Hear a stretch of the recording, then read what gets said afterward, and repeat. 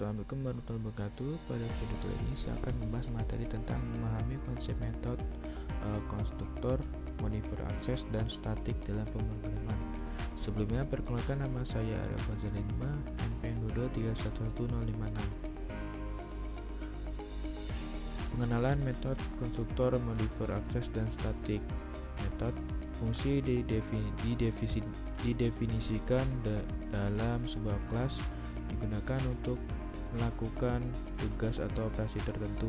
Konstruktor, metode khusus yang digunakan untuk menginisialisasi objek baru dari kelas. Modifier akses, kata kunci yang mengatur visibilitas dan akses terhadap anggota kelas seperti metode dan variabel. Kemudian statik, kata kunci yang menandai anggota kelas sebagai anggota yang dibagikan oleh semua objek dari kelas tersebut. Kemudian penggunaan metode dalam kelas. Menjalankan tindakan. Metode memungkinkan objek melakukan tindakan untuk operasi yang didefinisikan dalam kelas. Kemudian pemroses data.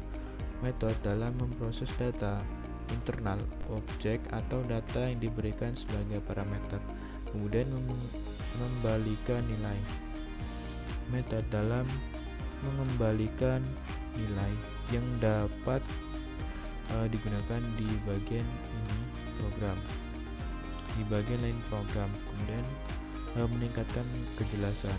Metode membantu mencegah tugas kompleks menjadi unit-unit kode yang lebih kecil. Kemudian fungsi konstruktor dalam pembuatan objek. Pertama, inisialisasi. Konstruktor menjamin bahwa objek baru memiliki nilai yang lebih benar. Kemudian pengaturan atribut. Konstruktor menetapkan nilai awal untuk atribut atau variabel objek.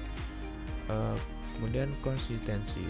Konstruktor meningkatkan bahwa semua objek dibuat dengan struktur yang sama. Kemudian penerapan modifier akses dalam pemrograman. Pertama, ada public, dapat diakses oleh semua bagian program. Privat, hanya dapat diakses dari dalam kelas tempat mereka didefinisikan. Kemudian protected, dapat diakses dari dalam kelas dan kelas turunnya. Kemudian konsep statik pada kelas dan variabel. Share data. Variabel statik dibagikan oleh semua objek dari kelas yang sama. Kemudian akses global. Metode statik dapat diakses langsung melalui kelas tanpa perlu membuat objek. Kemudian pengaturan global. Perubahan pada variabel statik akan mempengaruhi semua objek yang menggunakannya. Kemudian studi kasus penerapan materi pada aplikasi toko. Pertama ada kelas toko, kemudian kelas produk, kemudian statik variabel dan metode. Kemudian membuat kelas dengan metode konstruktor dan modifier akses. Kelas toko, membuat kelas untuk toko. Kemudian konstruktor, inisialisasi data toko saat membuat objek toko. Kemudian metode, fungsi untuk mengelola operasi toko.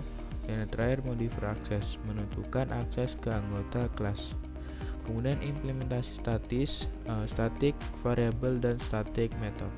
Yang pertama adalah statik variabel, menyimpan data total penjualan yang dibagikan semua toko. Kemudian statik metode, mengakses data total penjualan dan menampilkannya ke pengguna.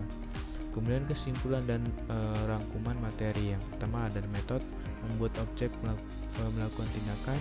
Kemudian konstruktor, inisialisasi objek baru.